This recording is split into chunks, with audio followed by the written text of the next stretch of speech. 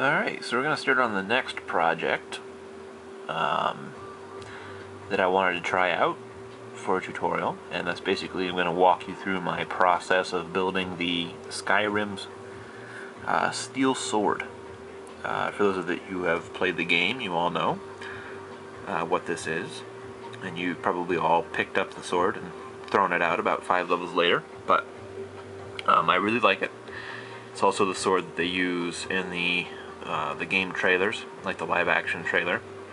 This sword is used in that one, and I just like it overall. It's not super complicated for a tutorial, and you know, it's a nice looking sword. I like it. So I'm going to build this one. This image that you're actually looking at is actually a retexture project that somebody is working on in the internet. And I was just looking at that, seeing what he had.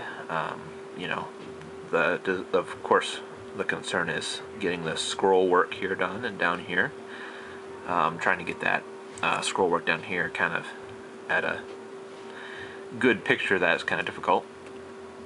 But just to show you what I did basically to start out, is this is a screen cap from the game. And all I did was, because there's no real measurements for these, basically the only thing that I used was what I call the hand method, and it just means that you just blow this up fairly large. And then the only thing you really know, the only corresponding elements between the real world and the game, is the fact that you know how wide your palm is, you know, from top, basically the sword grip of your hand, and you know how wide they're holding that in the game. So basically, if you use your hand as a scale reference for this distance, you can apply that scale to the rest of the sword. So what I've done is that my sword, my palm width is about 4.5 inches, and that's fairly tight for me. So I'm going to go ahead and lengthen that out to 5 inches. So this is going to be 5 inches long. I'm going to make the handle about a width, 1 inch width, and then thickness about 3/4. I'm going to kind of have this as a carryover from the katana project that I started, which was using 1/4 inch wood. We're going to try and use that. We're going to use some other elements for the scroll work. But using that 5 inch measurement, you can kind of apply that to the rest of that with using a tape measure. So if you know that's 5 inches, and as a scale it shows up as a 1/2 inch on the screen with a tape measure, and this is, you know, 1.5 inches across, that means it's 15 inches across. That's not the actual number, but that gives you a good, you know, idea of how to do it.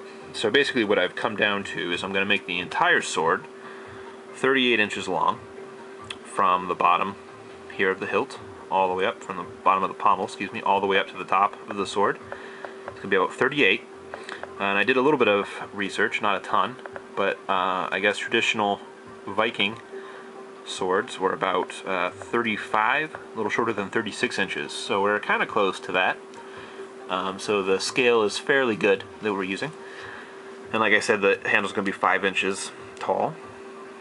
Then we're going to have, you know, the other measurements from there, but we'll take you through those measurements there. The other thing I'm working on now is translating the scroll work pattern on the hilt here and on the pommel, trying to transfer that to a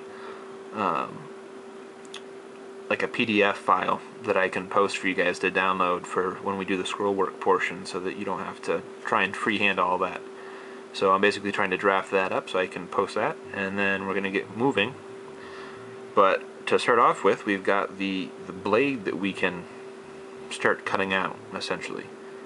And again, using the scale, basically all I've done is I've determined that it's going to be 3 inches wide here at the very bottom of the blade. And it's going to be 3 inches there, 3 inches at this little part that sticks out here, and then close to 3 inches here, and then the whole thing, obviously you have these little curves, but then the whole thing is going to taper down to about 2 inches up to the top here, about 2 inches around here, and then we'll do a little, you know, a little separate freehand curved tip on the top. But I'm going to draw up the design, and that'll be the next video, cutting out the blade.